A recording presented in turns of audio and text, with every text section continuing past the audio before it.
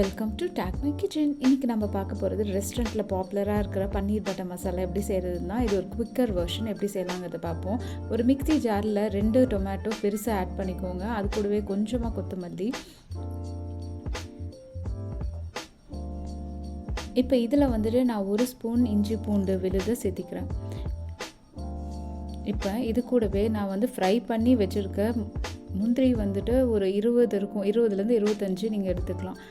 அது கூட கொஞ்சமாக தனியா பவுடர் 1 டேபிள் ஸ்பூன் நான் எடுத்துக்கிறேன். இது எல்லாத்தையும் சேர்த்து நல்லா கிரைண்ட் பண்ணி எடுத்து வச்சுக்கோங்க. இப்போ ஒரு கடாயில் கொஞ்சமாக பட்டரும் அப்புறம் 2 டேபிள் ஸ்பூன் எண்ணெய் இது ரெண்டையும் சேர்த்து நல்லா ஹீட் பண்ணுங்கள்.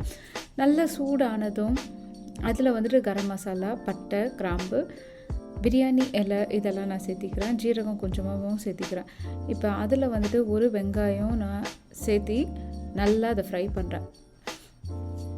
இதில் கொஞ்சமாக உப்பு சேர்த்திக்கோங்க. உப்பு சேர்த்தினிங்கன்னா வெங்காயம் சீக்கிரமாக ஃப்ரை ஆகிடும். நல்லா கொஞ்சம் கோல்டன் ப்ரௌனாக வந்த வாட்டி நம்ம அரைச்சி வச்சுருக்கிற விழுதை இது கூடவே சேர்த்திக்கோங்க. சேர்த்தி அதை நல்லா ஃப்ரை பண்ணுங்கள். அதில் இருக்க ஸ்மெல் எல்லாமே போகணும். அந்தளவுக்கு நல்லா ஃப்ரை பண்ணுங்கள். இப்போ இது கூட நான் கொஞ்சமாக காஷ்மீரி சில்லி பவுடர் ஆட் பண்ணிக்கிறேன். இது நல்லா கலர் கொடுக்கும், அதனால் நான் இதையும் சேர்த்திக்கிறேன்.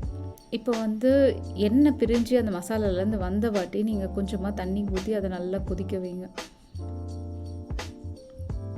இது நல்லா கொதிக்கணும். கொஞ்சம் நேரம் நல்லா கொதித்த வாட்டி அதில் 1 கப் நான் பன்னீர் வச்சுருக்கேன், அதையும் இதில் சேர்த்துக்கிறேன்.